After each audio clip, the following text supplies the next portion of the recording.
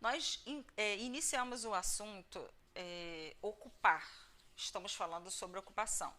E já algumas semanas dentro de ocupação, nós iniciamos o assunto as 42 estações que o povo de Israel foi passando até chegar no seu destino final. Então, semana passada nós falamos sobre Sucote, né? Começamos com Ramassés, depois fomos para Sucote, e hoje uma próxima cidade, a terceira estação. Alguém lê para mim no livro de Êxodo. Nós estávamos usando o livro de Números, capítulo 33, hoje seria o verso 6, como base, porque ele fala das paradas do povo de Israel. Hoje eu vou usar o texto de Êxodo, Êxodo 13, verso 20, que também vai falar sobre isso, é o mesmo assunto, tá? Êxodo 13, 20, que fala: assim partiram de Sucote, que foi da semana passada, e acamparam-se em... Aonde eles acamparam? Ninguém tem? Etã, não é isso? Etã, junto ao deserto ou à entrada do deserto. Gente, é muito interessante os estudos que estão relacionados à cidade Etã. Se por acaso eu falar o nome da cidade errado, me desculpem, mas eu já expliquei que quando eu estudo geralmente em outra língua e acaba que fica na minha cabeça. Então, na minha cabeça eu chamo esse lugar de Etã, mas em português é Etã. Então, se por acaso eu falar errado, me desculpem, mas o nome em português é Etã, é o nome da cidade. Interessante é que essa cidade ficava à entrada do deserto ou à margem do deserto. O povo ainda não estava no deserto. Eles saíram do Egito, passaram por Ramassés, semana passada pararam em Sucote e hoje eles estão situados em Etã. Depois de Etã, eles entram já no deserto. Então, essa era a cidade que antecedia literalmente o deserto. E acontecem umas coisas interessantes que a gente às vezes não se atenta. Vocês sabem que a sociedade judaica ou o povo de Israel, eles eram uma sociedade agrícola, voltada para agricultura, plantio, essas coisas. A gente não é assim. Poucas pessoas aqui já visitaram uma fazenda, poucas pessoas aqui já viram como é que se faz plantio, colheita, então fica um pouco mais difícil para a gente entender. Eles não, eles viviam daquilo. Então é fácil deles entenderem algumas coisas porque eles viviam naquilo. Para a gente já é um pouquinho mais difícil. Quer ver um bom exemplo? Olha só, eles estavam à beira do deserto, não é isso? A cidade se chama Etã, e Etã quer dizer o nome de um equipamento usado para arar a terra. Etã, a tradução de Etã é arados. E o que é um arado? Arado era um instrumento usado para cortar a terra para depois plantar, ou usado para arar a terra. Essa é a melhor tradução, é um instrumento usado para arar a terra. Agora, olha só, gente, eles estavam saindo do Egito, eles pararam na última cidade antes do deserto. Para que tinha que arar? Foi para o deserto. Então, essa parada em Etã, e o nome Etã quer dizer arados, na verdade, ele quer dizer o seguinte: Deus estava preparando o coração daquele povo. Deus estava arando a terra, que é o coração daquelas pessoas, para que eles fossem preparados para entrar no deserto. Então vamos ler alguns textos. Jeremias 17, 9 e 10. Jeremias 17, 9 e 10. É o texto que fala que o coração da gente é enganoso. Tá? Jeremias 17, 9 e 10 diz: enganoso é o coração, mais do que todas as coisas, e perverso, quem o conhecerá? Eu, o Senhor, esquadrinho o coração e provo os rins, e isto para dar a cada um segundo os seus caminhos e segundo os frutos de suas ações. Então, Jeremias 17, 9 e 10, a Bíblia diz que o coração do homem é enganoso. O que quer dizer isso? A gente acha que o coração está pronto, que está preparado, que está certinho, que está tudo bem. Mas no fundo não é assim. E Deus, ele esquadrinha os corações. Deus é o que tem o poder de olhar o que está dentro do coração. Então, em Etã, Deus trabalhou o coração do povo. Deus arou o coração do povo. Deus cortou o coração do povo, porque eles iam entrar no deserto e no deserto aquilo que estava dentro do coração ia ser exposto. Outros 2 textos, quem quiser me ajudar na leitura pode me ajudar também. Hebreus 3, do 7 ao 12. O livro de Hebreus vai explicar muita coisa que aconteceu com essa entrada do povo na terra prometida, tá? Hebreus 3, do 7 ao 12, tem uma passagem bem interessante que vai falar tanto do coração e o que aconteceu com o coração daquele povo ao entrar no deserto especificamente. Alguém quer ler Hebreus 3, do 7 ao 12? Assim como proclama o Espírito Santo, hoje, se ouvirdes a sua voz, não endureçais o vosso coração, como ocorreu na rebelião durante o tempo da provação no deserto, onde vossos pais me tentaram, pondo-me à prova, ainda que durante 40 anos tenham contemplado as minhas obras. Por esse motivo, me indignei contra a geração e declarei: o coração destes está sempre se desviando e não reconheceram os meus caminhos. Sendo assim, jurei a minha ira: estes jamais entrarão no meu descanso. Irmãos, tende muito cuidado para que nenhum de vós mantenha um coração perverso e incrédulo que se afaste do Deus vivo. Então, aqui Deus estava falando que o coração desse povo se endureceu. O coração desse povo mudou quando eles entraram no deserto. E dá essa lembrança para a gente não fazer a mesma coisa. Ouvindo a voz de Deus, não endureça o seu coração. Hebreus 4:12 é aquele texto clássico que diz: porque a palavra de Deus é viva e eficaz e mais penetrante do que qualquer espada de 2 gumes e penetra até a divisão da alma e do espírito e das juntas e das medulas, agora, e é apta para discernir os pensamentos e a intenção do coração. Então, a palavra de Deus, ela tem esse poder de discernir o que está dentro do nosso coração. E parando ali em Etã, Deus estava arando, trabalhando o coração do povo. Sabe por quê? Quando eles entraram no deserto, tudo o que estava no coração daquele povo foi exposto. Tudo veio para fora. O que isso quer dizer para a gente? De acordo com Hebreus 4:12, a palavra de Deus, ela discerne as intenções do coração. Então, quando você é exposto à palavra de Deus, tudo aquilo que está no seu coração vai sendo revirado, vai sendo arado, vai sendo cortado.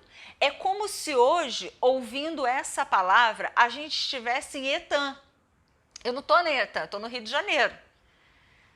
Mas, espiritualmente falando, eu estou numa posição onde Deus vai arar o meu coração, onde Deus vai trabalhar as questões do coração. E olha o que Jeremias disse, você leu aí de Jeremias 17, 9 e 10. O coração do homem, ele é enganoso.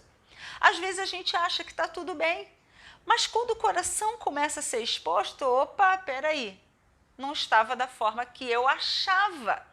Às vezes, quando a gente faz exames médicos, você acha que está ótimo, está bombando. Faz o exame, opa, não sabia, taxas altas, problema aqui, problema ali. Aí o que a gente faz? Começa a trabalhar para recuperar a saúde, a boa postura física. Da mesma forma, no espírito.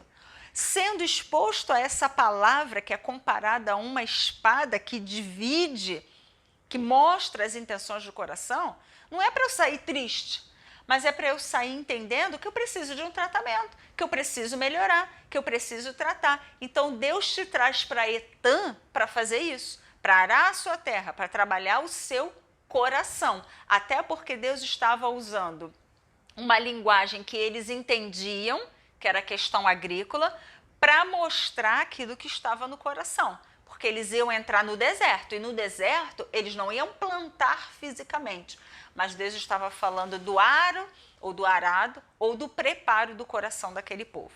Um erro que a gente comete sendo filhos de Deus é achar que quando você recebe a Jesus, quando você recebe o Espírito Santo, O mal foi eliminado de você.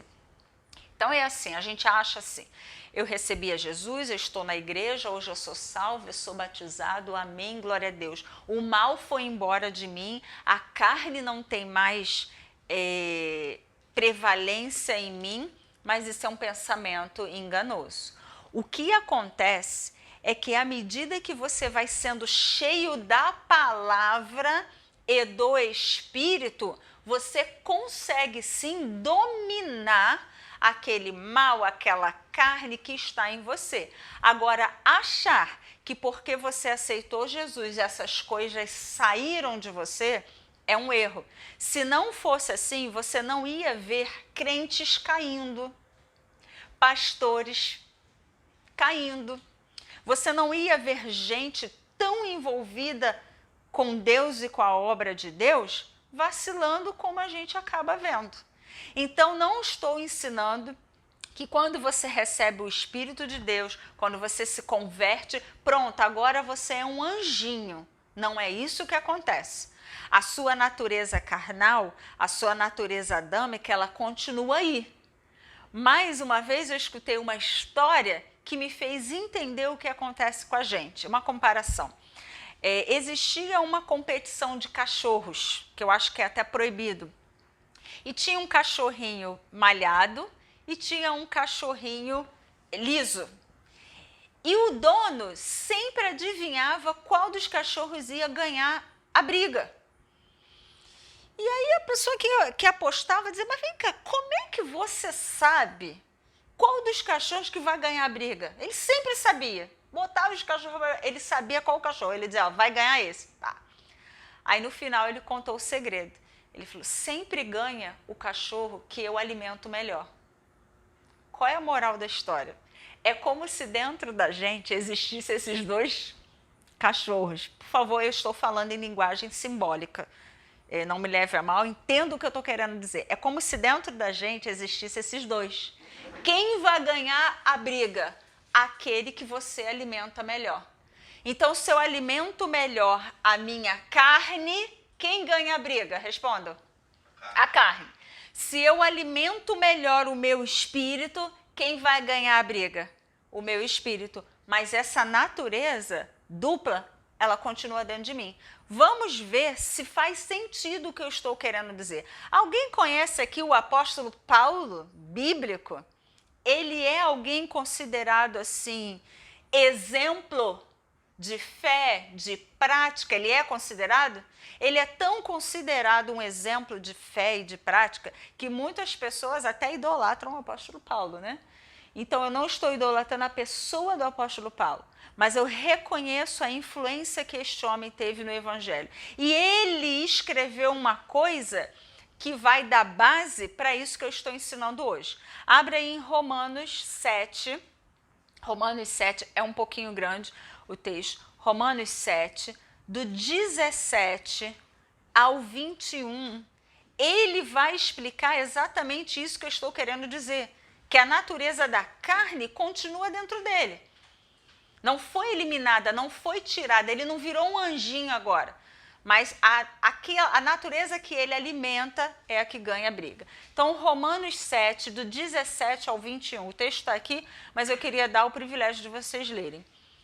Nesse sentido, não sou mais eu quem determina o agir, mas sim o pecado que habita em mim.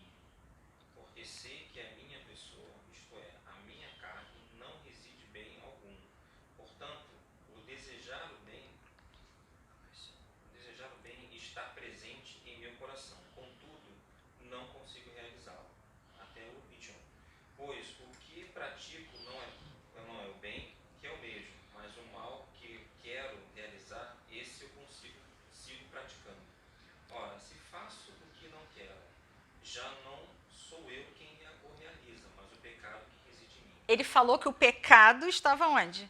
Dentro dele. Se um homem como o apóstolo Paulo diz que o pecado está dentro dele, quem sou eu então? Por que a gente acha que quando aceita Jesus, não, agora saiu o mal? Não, continua aí, vai ganhar quem você alimenta mais. Então, o verso 21 agora. Assim descubro essa lei em minha própria carne. Quando quero fazer o bem, Então, quando ele quer fazer o bem, quem está presente lá? O mal. Carne e espírito. Os dois cachorros, as duas naturezas. Verso 20, não, foi até o 21, né? Então ele fala, acho então esta lei em mim. Quando eu quero fazer o bem, o mal está lá. Então vamos tirar da nossa cabeça que aceitando a Jesus, entrando para a igreja, sendo batizado, pronto, agora eu sou um anjo, né? Agora eu sou bonzinho, agora eu sou de Deus. Isso é um erro, porque na verdade a nossa natureza má, a nossa natureza carnal, ela continua dentro da gente. Mas à medida que eu vou alimentando mais o espírito, as coisas do espírito vão ganhando. Se eu começo a alimentar a minha carne, as coisas da carne vão ganhando. É uma batalha, é um conflito. E em Etam, esse conflito fica muito claro. Por quê? Deus começa a trabalhar o coração daquelas pessoas e tudo que está ali no coração começa a ser exposto. Existem coisas que revelam a condição do nosso coração. Existem coisas que vão mostrando como é que está o nosso coração. Foi no deserto que o coração desse povo endureceu e que eles começaram a expor tudo aquilo que estava ali dentro. Então vamos ver que coisas são essas que expõem, que revelam a condição do nosso coração. E entendam que nós estamos em Etam e que Etam é esse lugar para arar a terra do nosso coração. Então vamos lá, qual é a primeira coisa que revela a condição do nosso coração? Como é que está aqui dentro? A forma como nós tratamos a doutrina e os seus fundamentos. A forma como nós tratamos a doutrina e os seus fundamentos. A forma como a gente trata a doutrina, ela revela o que está dentro do nosso coração. Deixa eu falar de forma mais prática. Desprezar a lei de Deus é uma prática que acontece desde os tempos bíblicos. A Bíblia mostra que o povo passou por coisas horríveis, sabe por quê? Desprezaram a palavra de Deus. O que quer dizer desprezar a palavra de Deus? Hoje, os ambientes cristãos, eles dão muito mais importância, me ajudem, a outras coisas do que a exposição da palavra de Deus. Então nós cantamos, dançamos, oramos, contracenamos, pulamos durante 1h30. Mas a palavra de Deus, ela é pregada ou exposta ou ensinada durante quanto tempo mesmo, hein? 5 minutos? Tá bom. Isso está mostrando claramente que a gente está desprezando a palavra de Deus. Porque o povo de Deus, quando se reunia, não se reunia para dançar, não se reunia para celebrar, eles se reuniam para receber instruções da palavra de Deus. Mas hoje é chato, né, gente? A gente reunir uma igreja e expor a palavra, enfatizar a palavra, e esmiuçar a palavra, e debater a palavra. É chato, dá sono. Eu não gosto disso, não. Eu gosto de agitar e tal. Isso está mostrando que no nosso coração nós estamos desprezando a palavra de Deus. Quer ver, na hora da mensagem, o que acontece com a galera? Sai! Toda igreja, seja católica, seja evangélica, seja grande, seja pequena, na hora que a palavra começa a ser ensinada, é vontade de ir no banheiro, é vontade de beber água, é vontade de conversar lá fora, é um calor que eu estou sentindo, é o celular que toca. Só que isso tudo está mostrando o que está no coração. Por quê? Estamos desprezando a palavra. Vamos ler 2 textos, deixa eu ter certeza que são 2 textos mesmo, que mostram o que aconteceu com o povo de Deus quando eles começaram a desprezar a palavra. Vamos lá, 2 Crônicas 36, verso 16. 2 Crônicas 36:16 e também são livros pouco usados. Amós 2:4. Vocês ficam com 2 Crônicas 36:16 e eu vou ficar com Amós 2:4, que fala sobre essa questão de desprezar a palavra de Deus.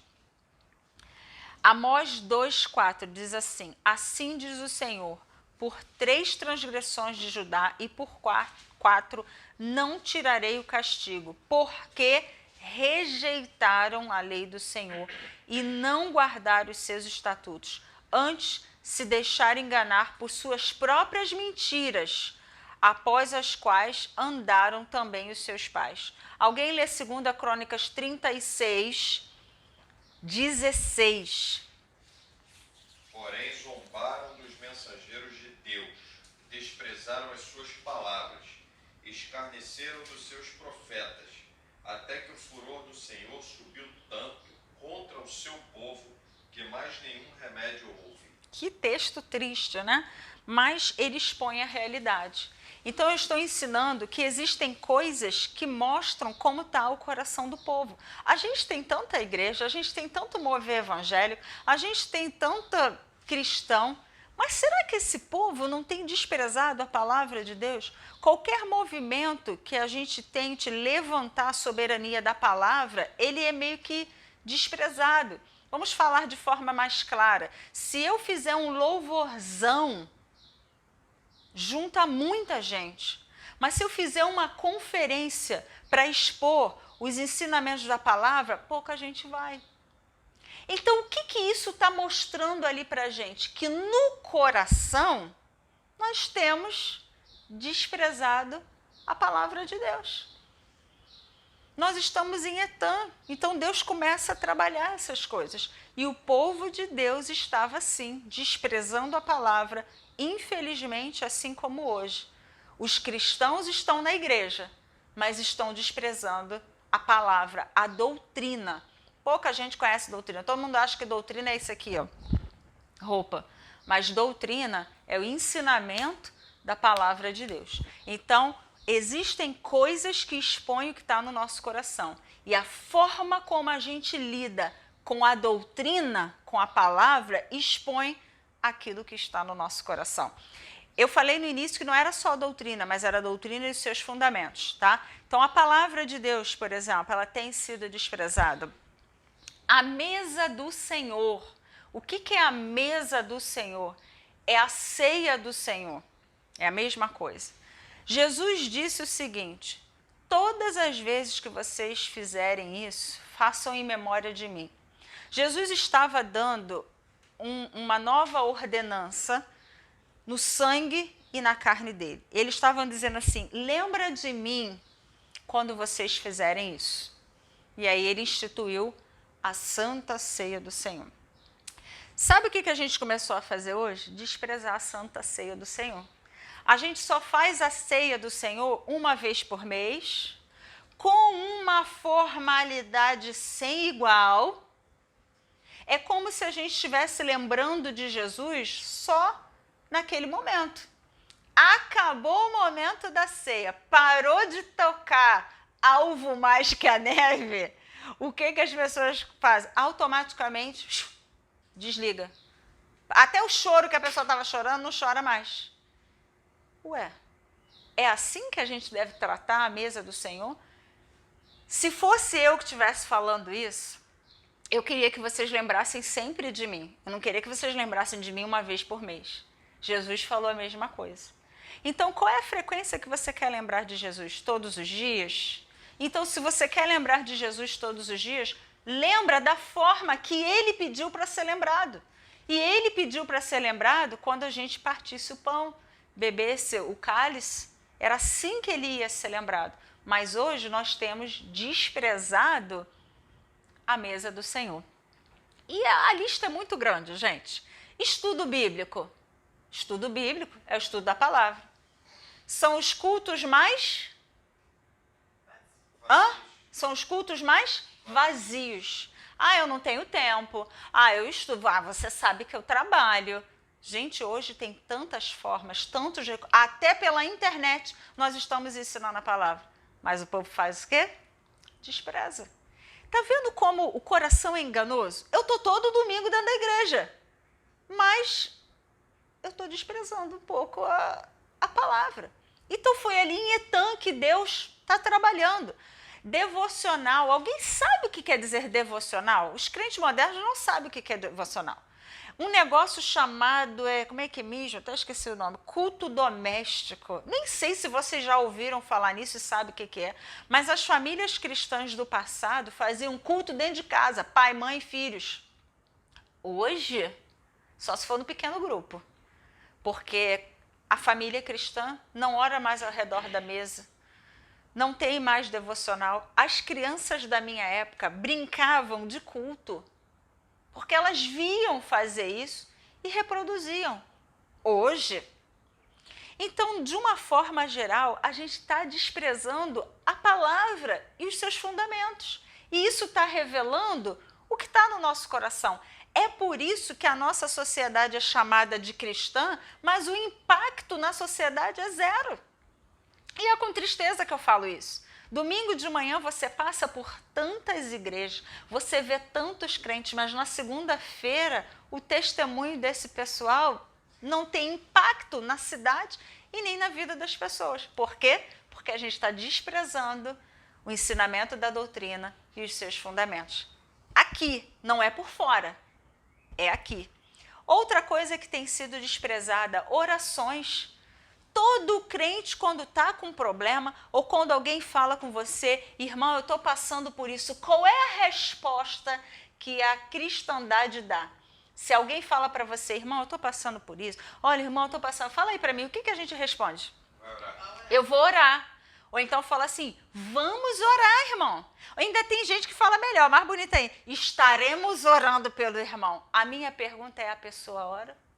A pessoa para 5 minutinhos do dia dela para, de fato, botar aquilo diante de Deus e orar? A gente fala que ora, mas culto de oração é um culto chato, vazio. Orar dentro de casa, eu tô com... A gente não tem nem tempo, a gente sai por essa porta para ir embora para o trabalho, vamos orando pelo caminho, não sei o quê. Não há mais aquele cuidado de fato, deixa eu falar com Deus, deixa eu orar. Deus não precisa ser extenso, mas precisa ser em espírito, em verdade. Eu preciso separar um pouco, um momento onde, peraí, deixa eu me desligar e me ligar com Deus. Nós estamos desprezando esses fundamentos. E por último, e não mais importante, olha como é que a gente vai desprezando certas coisas, olha como a gente vai não dando tanta importância assim. E isso revela o que está no nosso coração. Dízimos e ofertas. Não façam esse teste agora, tá? Vou pedir em nome de Jesus, não façam, mas depois você faz. Se você entrar no Google e colocar a palavra dízimo no Google, o que vai aparecer para você é uma verdadeira enxurrada de ensinamentos contra este princípio. Existem muito mais escritos contra do que a favor. Existe uma galera gospel aí pregando muito mais contra do que a favor. Os motivos eu não vou entrar em questão agora, mas a verdade é que dízimos e ofertas é um ensinamento bíblico. E a gente despreza por causa dos erros dos outros, porque a gente não compreende bem, porque a gente não aceita. Há pouco tempo um cristão falou para mim, me desculpa, mas eu não consigo dar dízimo. Aí eu tive que jogar na lata e dizer, por isso que a tua vida está uma desgraça. A pessoa tomou aquele susto, porque eu não esperava de eu ser tão sincera. E eu tive que falar a verdade, é por isso que tua vida está uma desgraça. Porque é um ensinamento bíblico. E todos os que são fiéis na finança, todos, se alguém aqui, eu estou dando carta branca, pode falar, está indo para a internet, mas eu posso falar, se alguém aqui for fiel nas suas finanças, eu queria que você dissesse se a sua vida é abençoada, sim ou não. Se você prioriza essas coisas, quem já passou antes e depois, o problema está no coração. Porque muita gente entrega dízimo e oferta na casa de Deus com o coração errado. E Etan ara o nosso coração. Tem gente que traz dinheiro para a igreja, sabe por quê? Porque ele tem medo do que mesmo, hein? Do devorador. Tá errado, o coração tá errado, o motivo não é esse. Vamos mudar agora. Tem gente que traz dízimo e oferta para a igreja, sabe por quê? Porque fala assim, Deus vai multiplicar. É como se ele estivesse investindo. É investimento, né, que fala? Não, peraí, então se eu der 10, Deus vai multiplicar. Olha o coração da pessoa, tá errado. E o que eu estou ensinando hoje? Corrija a intenção do seu coração. Porque em Etan, o coração é exposto. Tem gente que traz dízimo e oferta para a igreja porque o pastor mandou, obrigou, te constrangiu. Aí você, para não ficar mal, vai lá na frente também. O coração está errado. Eu vou falar muito claramente, a igreja está aceitando, mas Deus não está. A partir do momento que eu corrijo o meu coração, eu entendo que existe um princípio de honra. Eu entendo que Deus faz parte. Outra coisa também, paga todas as dívidas primeiro e se sobrar, o que a gente faz? Fala, pode falar, Gê. Aí você entrega. Mas espera aí, buscai primeiro o reino de Deus e a sua justiça. Você quando recebe, você tem as suas listas de prioridade, sim ou não? Você tem aquelas coisas, peraí, isso aqui eu tenho que pagar logo, isso aqui eu tenho que fazer lá. As outras coisas esperam. E tem umas que a gente deixa esperar. Isso tudo está revelando, sabe o quê? Fala para ti, Ana Paula. A intenção do coração. Está mostrando ali, ó, o seu coração, meu filho, ó, não está limpinho. Queria que tivesse uma criança aqui para contar para mim aquelas musiquinhas de limpar o coração. Né? Que Jesus limpa o coração, que a palavra limpa o coração. Então, em Etan, tudo isso vem para fora, tudo isso é exposto, e às vezes a gente está domingo após domingo dentro da casa de Deus, domingo após domingo, religiosamente na igreja, mas o nosso coração, ele não está em sintonia, ele não está do jeitinho que ele deveria estar. Tudo procede do nosso coração. E em Etan, essas coisas são trabalhadas. Então, deixa eu voltar aqui para o texto. Existem coisas que expõem o que está aqui. Você viu quantas coisas são expostas e a gente nem percebe? Então, o ensinamento da doutrina e os seus fundamentos, ele expõe o que está lá dentro do nosso coração. Mas tem outras coisas que expõem. Vocês gostam de palavra, então eu posso pregar. Amém, igreja? Amém. Vamos lá. Ó. A forma como a gente trata a doutrina e os seus fundamentos, e eu fui exemplificando. Agora, tem uma coisa que é clássica, que revela o coração. Se você quer conhecer o coração de alguém, tem uma coisa que é assim, pum, revela, Etan, tá, mostrou. Sabe o que é? Vou falar, ninguém vai falar aí, fala Deus. Fala aí pra mim, gente, pra eu me sentir aqui no mundo. Fala alguém aí, fala Deus. Fala Deus. Coisa que revela o coração. Dinheiro. Dinheiro revela o que está dentro do coração. Sim ou não? Sim. Se você quer conhecer alguém, é só envolver dinheiro no relacionamento. Acabou? A irmã está dizendo, acabou. Se você quer conhecer o coração de alguém, bota dinheiro na situação. Ali você vai conhecer quem é quem. Deixa eu dar alguns exemplos. Vou dar exemplos bíblicos também. As melhores amizades, elas são desfeitas por causa de que tipo de problema mesmo, hein? Problema dentro da família. Divisão dentro da família. Briga, processo na justiça, acontece por causa do que mesmo, hein? Dinheiro. Até Jesus passou por uma situação onde o coração de alguém foi exposto quando o dinheiro foi mostrado ali. Quer ver?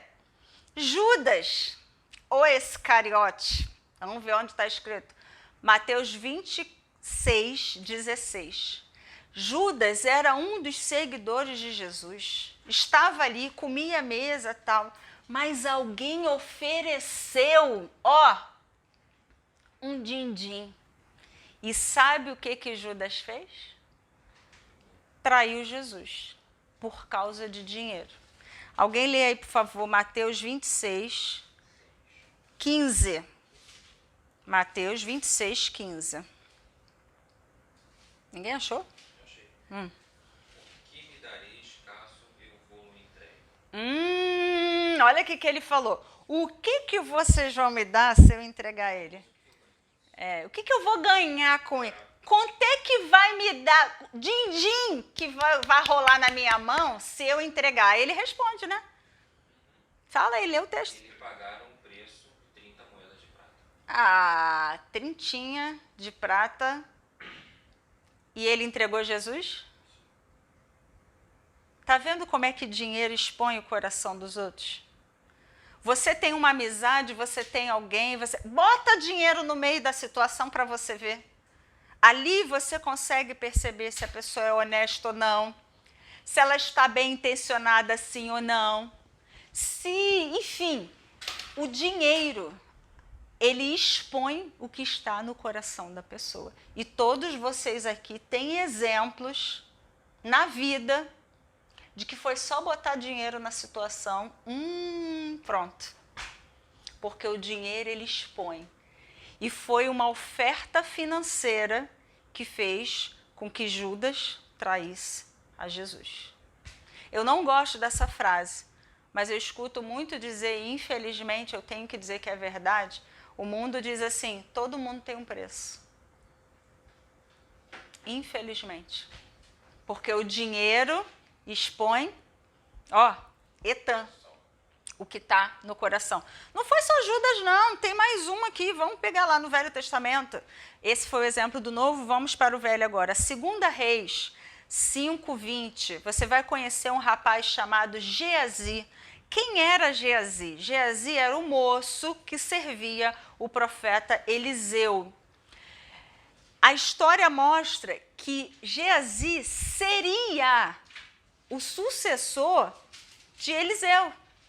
Mas foi só botar ele numa situação em que envolveu dinheiro que esse jovem mostrou o que estava dentro do coração dele. O que estava acontecendo aqui? 2 Reis 5:20.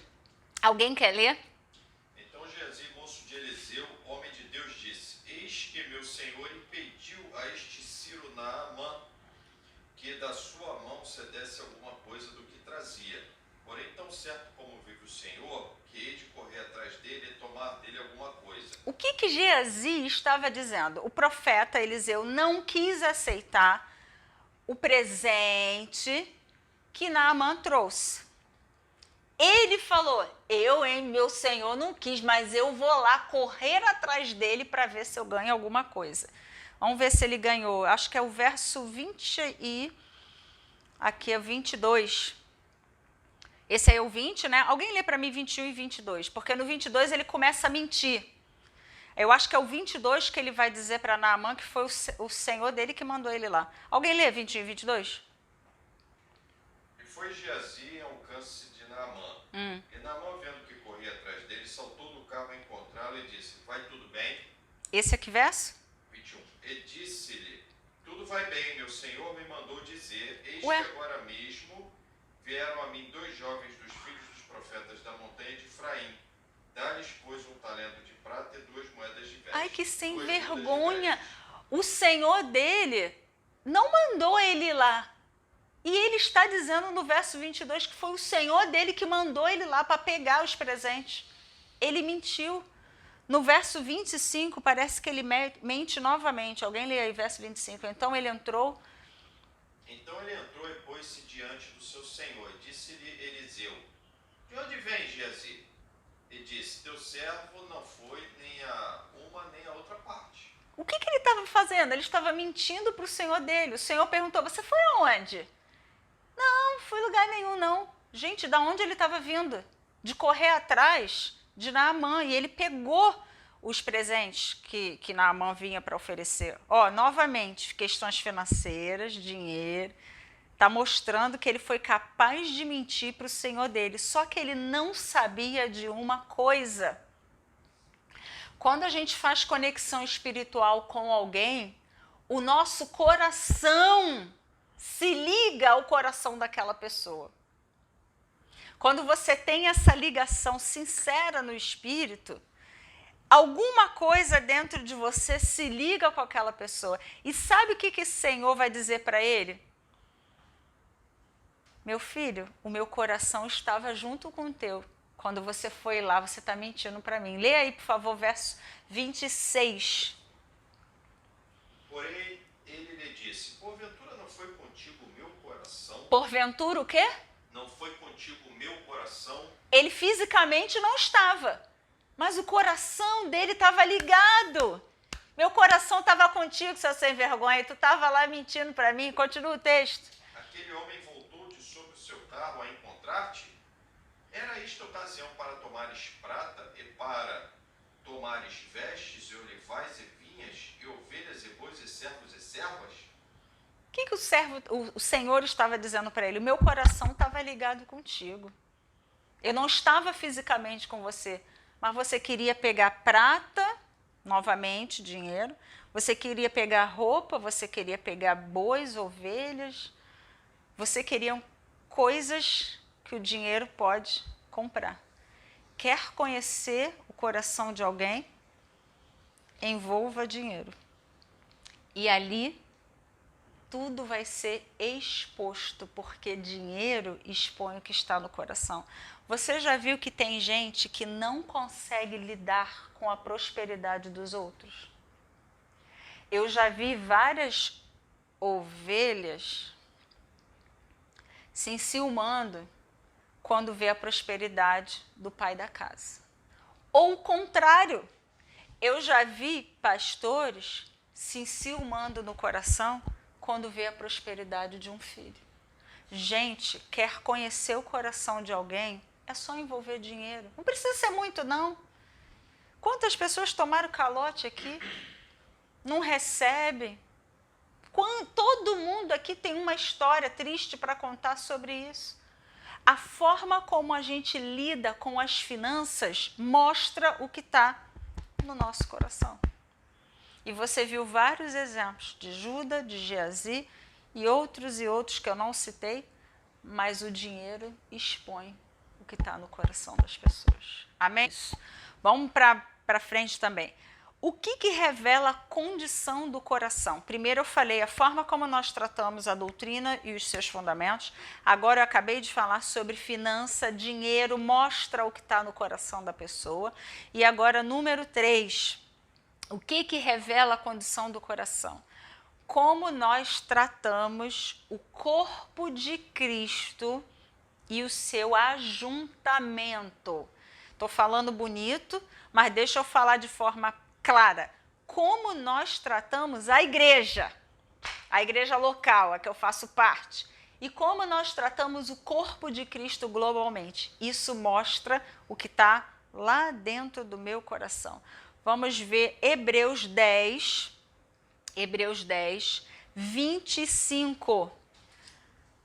Hebreus 10, 25. Como eu trato o corpo de Cristo, ou o ajuntamento do corpo, ou a igreja. Como é que eu trato isso? Vai mostrar o que está no meu coração. Hebreus 10, 25. Gente, esses textos estão aqui, mas eu gostaria que vocês lessem. Hebreus 10, 25.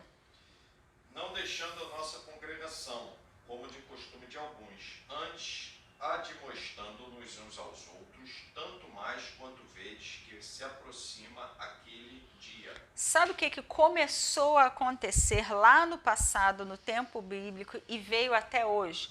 Muitas pessoas não querem mais ir à igreja.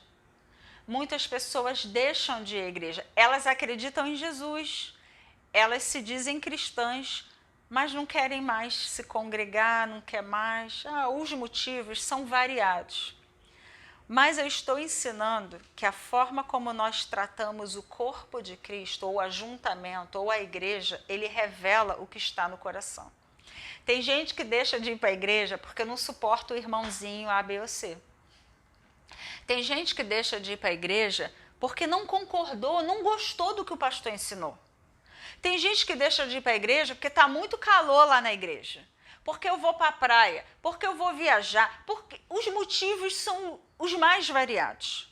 Eu estou ensinando que a forma como você trata o corpo de Cristo revela o que está lá dentro do seu coração. Deveria ser natural para a gente querer estar junto com a nossa família. Ainda mais quando a reunião é um dia só na semana, 2 horas. Ninguém está te prendendo o dia inteiro. Existe igreja que prende, né? Mas isso é outra questão. Mas o ajuntamento do corpo deveria ser uma prioridade para nós. Assiduidade, o que é assiduidade? É estar sempre no corpo, é fazer de tudo para estar. Isso mostra o que está no meu coração. Pontualidade. Olha, eu acho que não existe nesse planeta nenhuma outra reunião onde as pessoas são mais displicentes, atrasadas. O culto já começou e os irmãos estão chegando. O culto já começou e o povo está... A forma como a gente trata. Quando uma coisa é importante para você, você se prepara um dia antes, você separa tudo, você chega com tempo, mas na casa de Deus... Todo pastor vai concordar comigo. É um sacrifício ensinar para as pessoas essas prioridades. Mas sabe o que eu acho interessante? A forma como a gente trata o corpo está revelando o que está aqui no coração. Aquela festa que você está esperando o ano inteiro para ir, você compra roupa nova, você passa o cartão para ir todo bonito, você não chega atrasado, você é o primeiro a sair e o último o quê? Não, o primeiro a chegar e o último a sair, mas no corpo de Cristo eu estou com pressa, pastor, acaba logo isso aí. Eu vou quando dá. Olha, no verão então, todas as igrejas, mês de dezembro, janeiro e fevereiro é o mês de baixa. Porque as prioridades do povo são outras. Então, sabe o que isso está mostrando? O que está aonde? No coração. Porque era para eu buscar primeiro, era para eu priorizar. Mas, sabe como é que é, né, pastor? Ninguém é de ferro. Está mostrando o que está lá. Então, a forma como eu trato o corpo de Cristo, a minha igreja, o ajuntamento, ele está revelando o que está ali dentro. Pronto, é simples. E por último, para encerrar, muito interessante, o que mais revela a condição do coração? Essa é ótima, amei essa. Vamos lá, o que revela? Você aprendeu que a forma como nós tratamos a doutrina, você aprendeu que dinheiro mostra o que está dentro do coração, você acabou de ouvir que a forma como a gente trata o corpo de Cristo, a igreja, o ajuntamento do corpo, ele revela o que está no coração. Mas tem mais uma coisa, que revela o que está lá dentrinho do coração.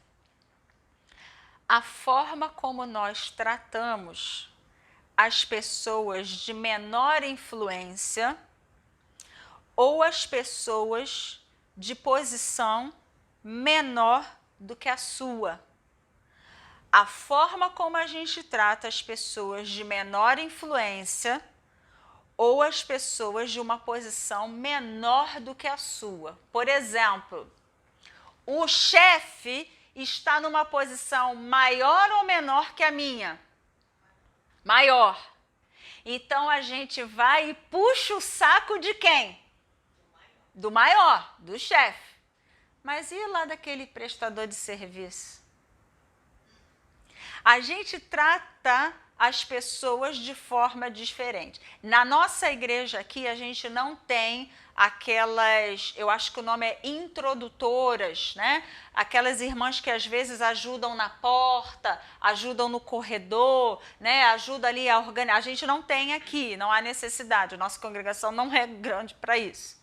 Mas se você fizer uma pesquisa e perguntar para o porteiro, para as introdutoras, para os diáconos, como eles são tratados, você vai ficar apavorado.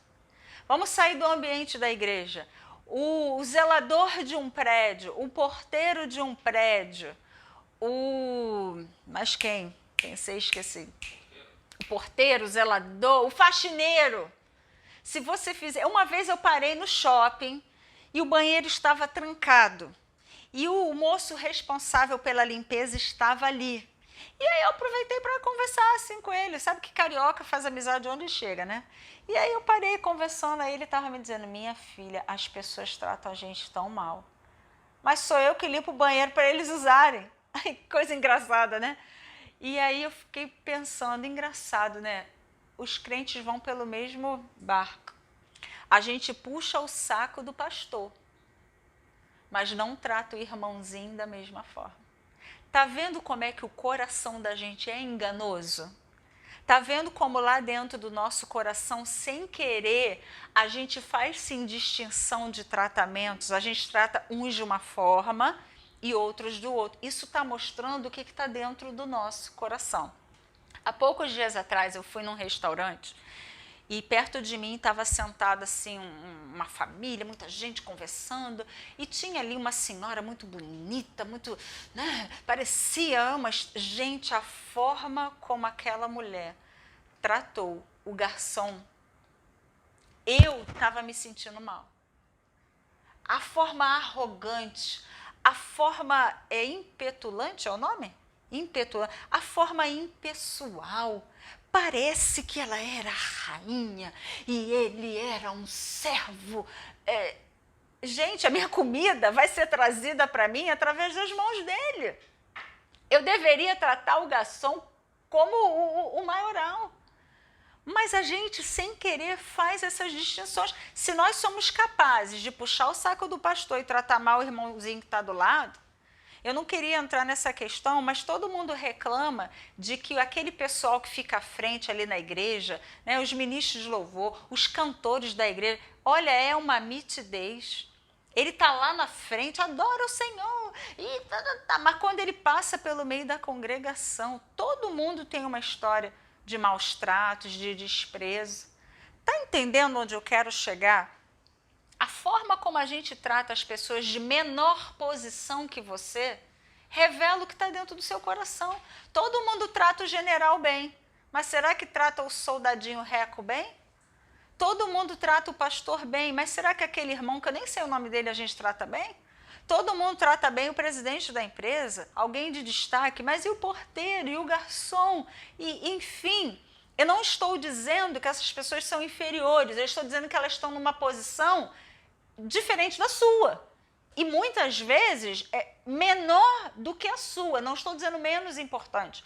Mas o que está revelando ali? A forma como você trata um. Por que a gente dá tanta importância para um e não dá importância para o outro? Por que a gente trata melhor um e pior o outro? Isso mostra o que está no nosso coração. E é ridículo ver que nesse século, que século estamos, 21, é horrível ver as pessoas tratando gente de cor diferente. Então, se é branco, louro, você trata de uma forma. Mas se é neguinho de cabelo duro, você trata de outra. Isso está revelando o que está no coração.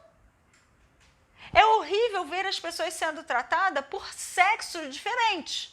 Então, se é um homem que chega, se o pastor é um homem, você trata de um jeito. Se a pastora é mulher, trata de outra. Eu já fui várias vezes desprezada por ser jovem e ser pastora. Pastora? Desrespeitada muitas vezes. Está entendendo como essas coisas mostram o que está aqui no coração? Eu vou encerrar com a história de um irmãozinho.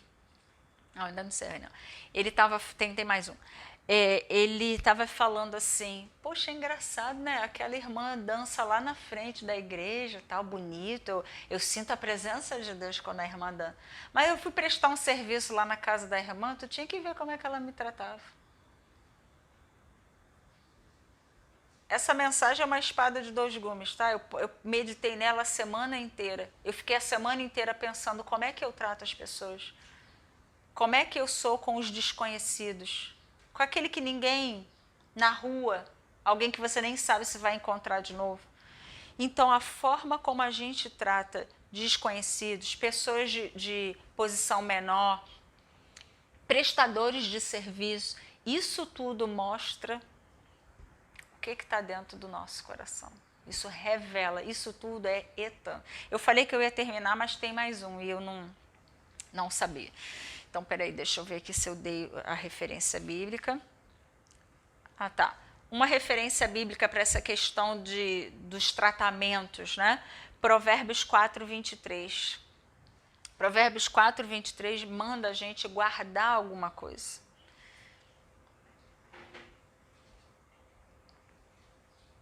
Provérbios 4, 23. Sobretudo, alguém achou? Não achou? Então eu vou ler. Sobretudo, o que se deve guardar, guarda o teu coração, porque dele procedem as fontes da vida.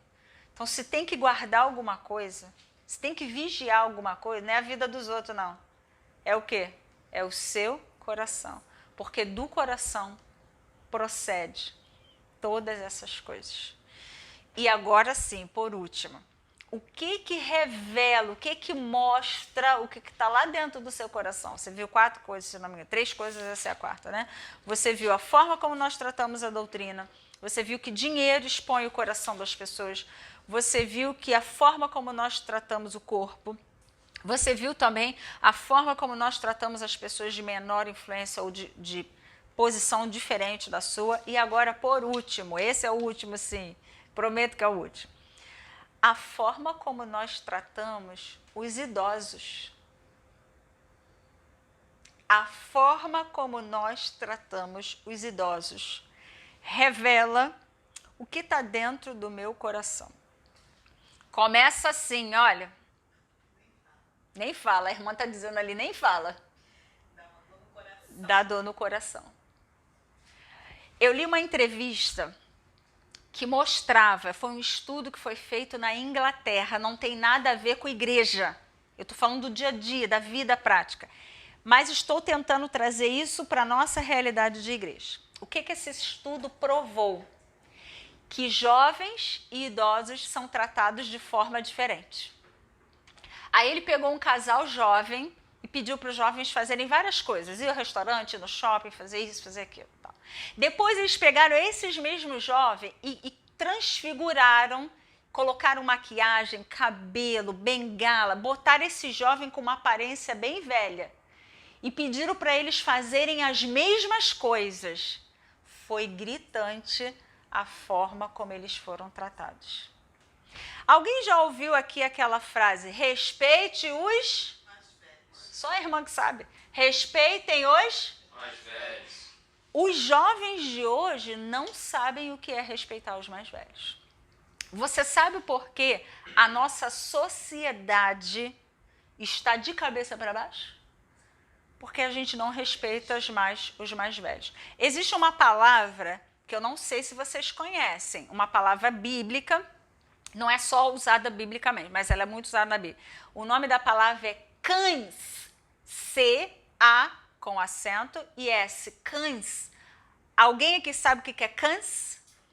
Cães é cabelo branco, não é cabelo de qualquer cor, não. É cabelo grisalho, cabelo branco. Se chama cães. Vamos ver lá Provérbios 16, 31. Como vocês têm versões variadas, eu não sei se na sua versão vai aparecer a palavra cães. Provérbios 16, 31 diz o quê? A coroa de honra são as cães. As cães é o quê? Cabelo branco, grisalho. Achando-se elas nos caminhos da justiça. Coroa de honra é uma cabecinha toda branca. Aquele velhinho idoso, né? É muito bonito. Mas sabe o que a gente faz com os idosos? Primeiro, idoso não. Vamos falar a verdade. Aqui eu posso falar. A gente chama de velho. Ah, esses velhos. É assim que a gente trata a terceira idade. Nós deveríamos respeitar os idosos. Antigamente, se um idoso falasse para o jovem alguma coisa, ele respeitava. Não precisava nem ser seu parente. era só um mais velho falar alguma coisa que a gente tinha aquela educação de respeite os mais velhos. Hoje, só que isso está mostrando o que está dentro do nosso coração. Os mais velhos deveriam ser respeitados, honrados, só por ser mais velho. Toda família que tinha ou que tem um vovozinho, uma vovozinha, e a gente trata eles bem, e a gente respeita, e a gente vai passando para as outras gerações que tem que respeitar a vovô, tem que pedir benção, tem que visitar a vovó, tem que dar carinho, tem que ajudar. Esses prosperam na vida. Esses são abençoados. Esses estão com o coração limpo. Mas muitas vezes nós desprezamos a terceira idade. É tão triste, eu já tive o desprazer de ir visitar um asilo. Tá cheio de gente com histórias, dói o coração. Quando se é jovem, se respeita, né? Mas quando eles ficam velhos, a gente taca lá no asilo e vai, que tem mais o que fazer. Isso está revelando o que está aqui dentro. E na Bíblia tem a história de um rei que ele desprezou os mais velhos. Vamos ver que rei é esse. O nome do rei é Roboão. Está escrito em 2 Crônicas 10, 2 Crônicas 10, 13 e 14. Ele desprezou o conselho dos mais velhos e foi ouvir a juventude dos amiguinhos dele. Respeito aos mais velhos mostra o que está no nosso coração. 2 Crônicas 10, verso 13 e verso 14.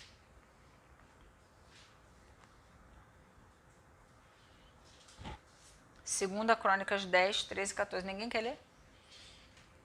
E o rei lhe respondeu asperamente, porque o rei Roboão deixou o conselho dos anciãos. Ele deixou o conselho dos anciãos. Quem são os anciãos?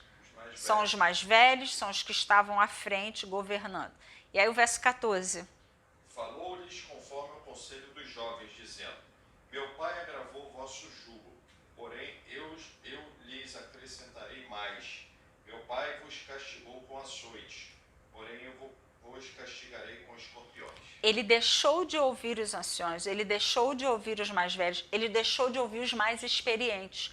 Queira você ou não, os mais velhos têm experiência de vida.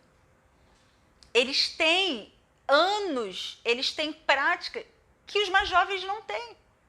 Então, a forma como nós respeitamos ou tratando os mais velhos mostra o que está no nosso coração. A juventude gospel hoje, a galerinha mais nova, quando o pastor vai alcançando uma certa idade, eles mesmos botam o pastor para fora da igreja, chuta os velhos, agora é gospel, pastor.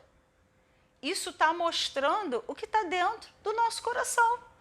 Então o povo não parou em Etã, antes de entrar no deserto, à toa.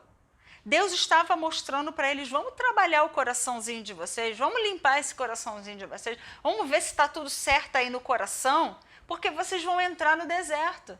E sabe o que aconteceu? O povo entrou no deserto e veio tudo à tona, foi tudo mostrado. Foi feito um raio-x que bota? Raio-x dá para ver o que está por dentro, né? Foi um raio-x do coração. Então hoje, nessa manhã, estudando Etã, o que a gente aprende?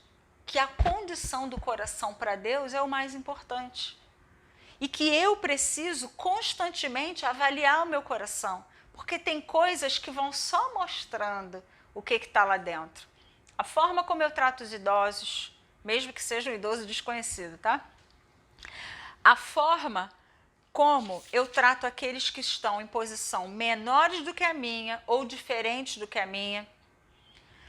A forma como eu trato os diferentes, né? Eu não falei, mas agora me veio. A forma como eu trato aquele que é diferente de mim, aquele que não tem a religião que eu tenho, aquele que não tem o dinheiro que eu tenho, aquele que não tem a cor que eu tenho, aquele que não é da raça que eu sou, aquele que faz opções diferentes da minha. Como é que eu trato essas pessoas? Mostra o que está aqui no coração. A questão de como eu trato o corpo de Cristo, a minha igreja, o ajuntamento, mostra o que está no coração. A questão financeira, dinheiro é o melhor expositor de coração que existe na face dessa terra. Nada bate isso. E o primeiro, a forma como eu trato a doutrina e o ensinamento ou os fundamentos da palavra de Deus, aquelas coisas que são básicas. Como eu trato isso? Tudo isso expõe o que está no coração. Tudo isso é Etam. E que a gente aprenda as lições que essa cidade, Etam, tem para nós. Amém? Deus te abençoe em nome de Jesus.